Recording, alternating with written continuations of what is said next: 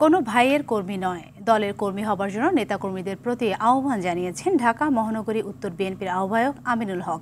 Banani DIT মাঠে থানা বিএনপির কর্মী সভা ও ৩১ দফার কর্মশালায় প্রধান অতিথির বক্তব্যে তিনি এ কথা বলেন। পতিত ফ্যাসিবাদ আইন, আদালত সহ সব সাংবিধানিক প্রতিষ্ঠান ধ্বংস করে দেওয়ার রাষ্ট্র মেরামত জরুরি বলে উল্লেখ করেন আমিনুল। বিএনপি ক্ষমতায় গেলে ঘোষিত ৩১ দফার আলোকে দেশ পুনর্গঠন করবে বলে জানান মহানগর উত্তরের এ নেতা।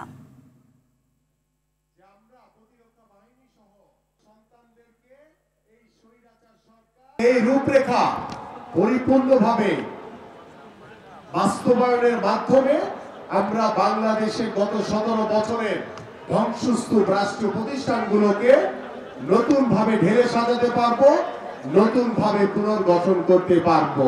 আপনারা দলের একজন কর্মী হবেন, কোনো ভাইয়ের কর্মী হবেন না।